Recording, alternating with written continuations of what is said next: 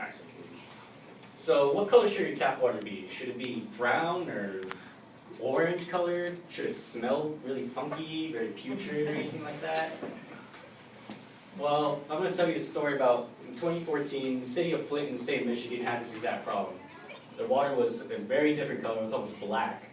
It smelled very bad. People were complaining, getting nauseous from the smell only. And it was actually very toxic. It was actually very contaminated with a lot of heavy metals and lead. So I did some research because I was very interested in find out how exactly did this happen. Like, what were the main causes? How did it get so bad that the water was black, your tap water? So today I'm going to talk about two main causes that I found that were the most important ones, and I'm going to talk about an effect that both those had on the city of Flint, Michigan. So more specifically, the first cause I'm going to talk about is the use of lead pipes in the water infrastructure that they had in Flint, Michigan.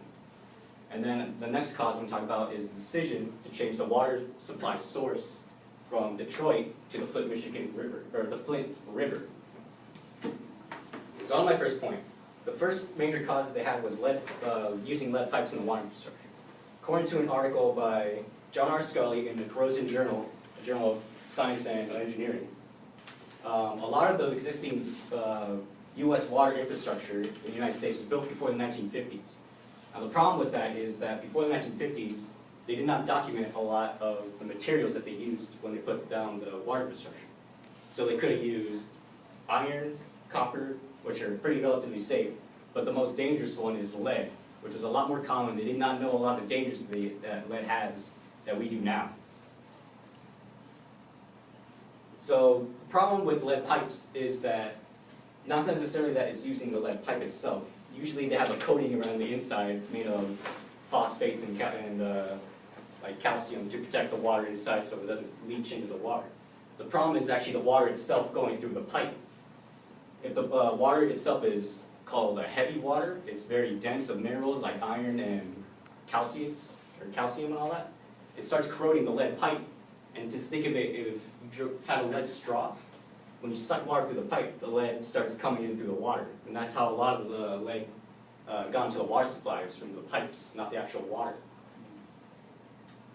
So the type of water is very important. So that brings me to my second main cause was the city of Flint to decide to change the water source from the city of Detroit, where they usually imported their water for annual feeding and all that, to the local river like a couple miles to their west, called the Flint River.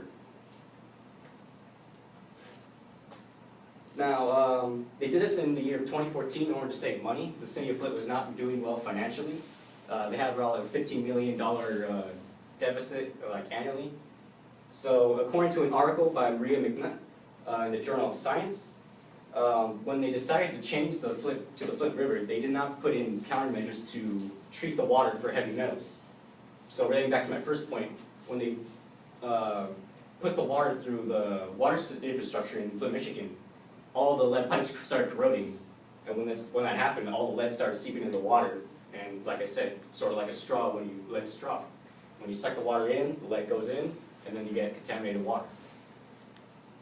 So I talked about both the causes, and now I'm going to talk about some effects that I had on Flint.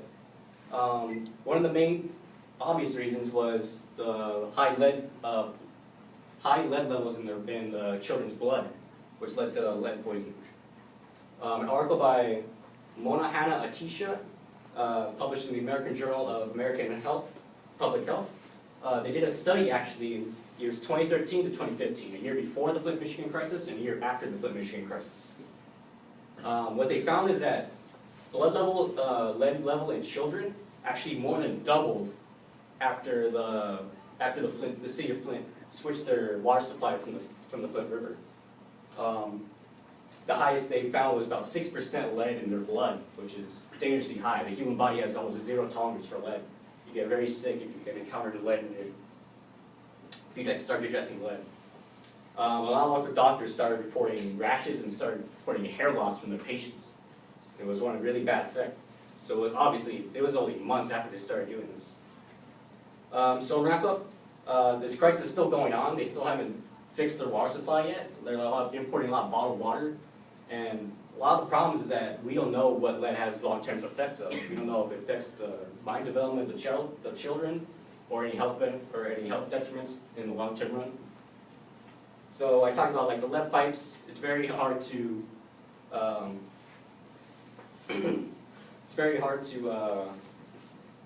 know if you're using lead pipes in your water infrastructure.